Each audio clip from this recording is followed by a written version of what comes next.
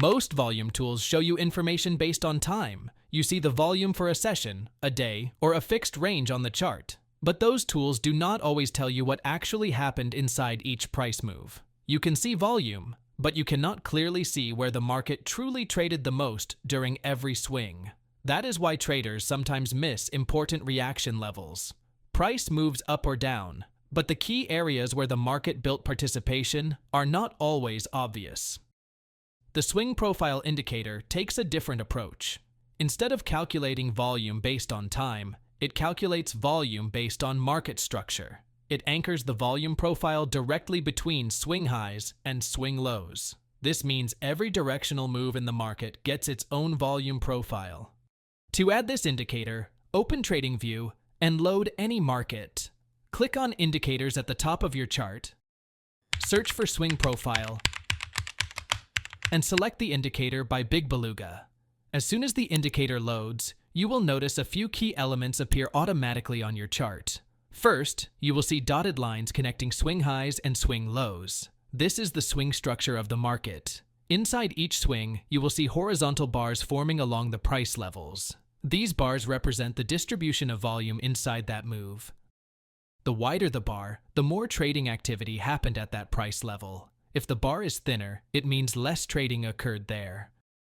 One of the most important elements of the swing profile is the point of control. The point of control is marked by the red horizontal line inside the profile. This level represents the price where the highest amount of volume was traded during that swing. Many traders use the point of control as a potential support or resistance area. For a buy trade using the swing profile indicator, the first thing you want to identify is a completed bullish swing on the chart. The indicator automatically connects the swing low and swing high using the dotted zigzag line, and at the same time, it builds a volume profile for that entire move. This profile shows where the market traded the most during that bullish leg. Inside that profile, the most important level is the point of control. The point of control is marked by the red horizontal line inside the volume profile, and it represents the price level where the highest trading activity occurred during that swing.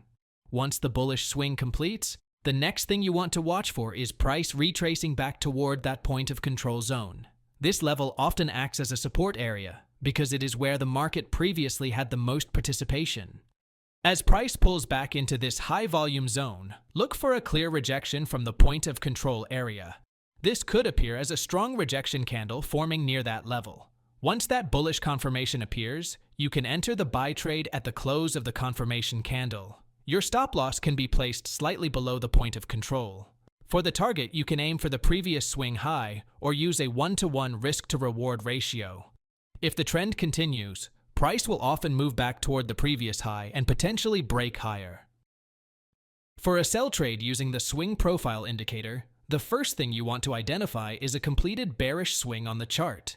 The indicator automatically connects the swing high and swing low using the dotted zigzag line, and at the same time, it builds a volume profile for that entire move. This profile shows where the market traded the most during that bearish leg. Inside that profile, the most important level is the point of control. The point of control is marked by the red horizontal line inside the volume profile, and it represents the price level where the highest trading activity occurred during that swing. Once the bearish swing completes, the next thing you want to watch for is price retracing back toward that point of control zone. This level often acts as a resistance area because it is where the market previously had the most participation. As price pulls back into this high volume zone, look for a clear rejection from the point of control area. This could appear as a strong rejection candle forming near that level. Once that bearish confirmation appears, you can enter the sell trade at the close of the confirmation candle. Your stop loss can be placed slightly above the point of control. For the target, you can aim for the previous swing low or use a 1-to-1 risk-to-reward ratio. If the trend continues, price will often move back toward the previous low and potentially break lower. And that's how you can trade using the swing profile indicator by BigBeluga. This tool helps traders answer questions like, where did the market really trade the most during a move? Instead of guessing support and resistance, you see where real trading activity happened. This allows you to identify strong reaction zones during pullbacks and continuation areas during trends.